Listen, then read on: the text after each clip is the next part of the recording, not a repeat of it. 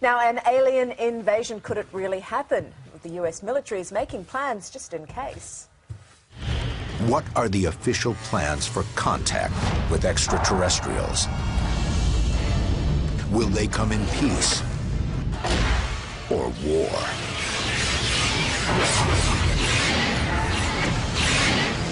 And what can humanity do in the face of alien invasion?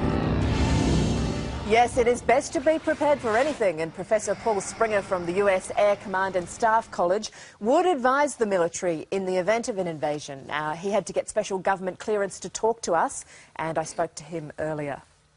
Paul, it's an incredibly difficult thing, isn't it, to plan to fight back against an enemy we would know absolutely nothing about? Well, that's absolutely true, but at the same time, we make all kinds of contingency and war plans against enemies that we never expected to face in combat. And so the idea that maybe the enemy will have something technological or doctrinal that we've never foreseen is something that we try to plan for any way that we can. Well, obviously, if we did get invaded, these aliens would be much more technologically advanced than we are because we didn't even know they were there. How would you go about fighting an enemy that was just so infinitely superior in technology? Well, the first thing you'd want to try to do is preserve your forces as best you could.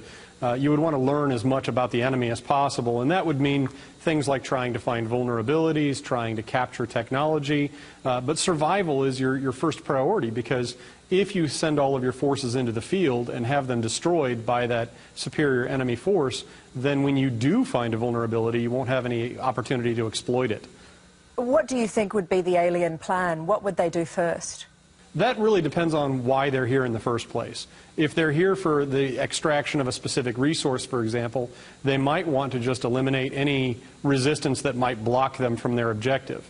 If, on the other hand, their goal was actual occupation and conquest, then they would probably have to prioritize anything that they perceive to be a threat to their own dominance. And so that would probably start by wiping out as many communications networks as possible and eliminating as many weapons as might represent some form of threat either to them or to the resources that they're trying to extract. So they might very well want to counter every nuclear weapon, not because it represented a threat to them, but because it might destroy whatever they're here to collect.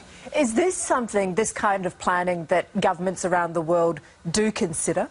It is, in the same way that governments do plan for any future potential calamities or conflicts. This is the type of thing that, because it's neutral, you're not provoking a fight or assuming a fight with a country that you might want to maintain a good diplomatic relationship with. If you insert alien in place of some human civilization that you might come into conflict with, then you're far less likely to create any kind of a diplomatic problem.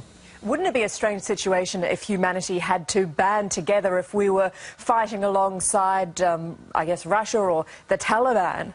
It would, but keep in mind that many of the greatest civilizations in human history have been formed basically to counter a common enemy. And you look at some of the great world powers of the globe today, and you find a lot of them formed because of the fear of a common enemy. Take, for example, the United States, where you had 13 colonies, each of which pursued its own interests and its own goals until they had to band together to try to win their independence collectively from the British. You make some very good points, and we're lucky to have you should the worst arise. Thank you very much. Thank you.